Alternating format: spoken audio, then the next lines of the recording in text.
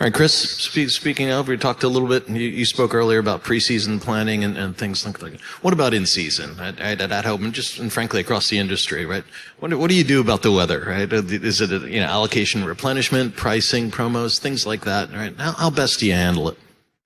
Yeah, no, the in season is where it gets fun and where you obviously don't have as much time to react and you have to make decisions much quicker. So there's a component of that in season that's the explainability portion of it, and it's really nice to have that the facts on weather.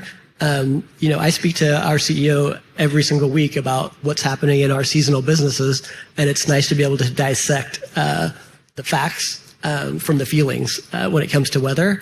But how you actually react in season, when I think about my time at Walmart, in apparel, 6 fashion distribution centers, everything's 3 to 5 days away from the stores.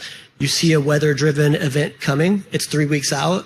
You only need 5 days to react, so a simple adjustment to the profile, a manual push, and you can react to weather in any part of the country. It's very simple. Now at home, with 2 cross-dock facilities and an allocation versus a replenishment method, it's very different how we react.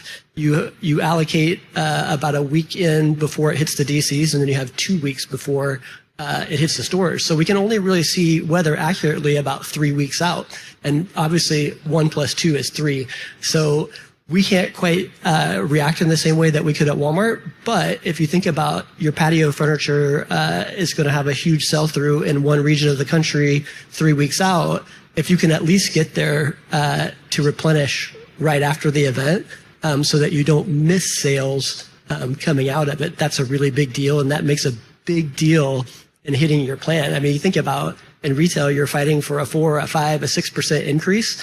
Maximizing every one of those events is big. At the same time, when you think about where are you going to take price, when are you going to take price, when are you going to take clearance, all of that stuff is very intertwined with how we're using Planalytics and weather-driven demand. So really the in-season piece of it to me is even more critical, and that's where you win those dollars back, is on the in-season piece of it.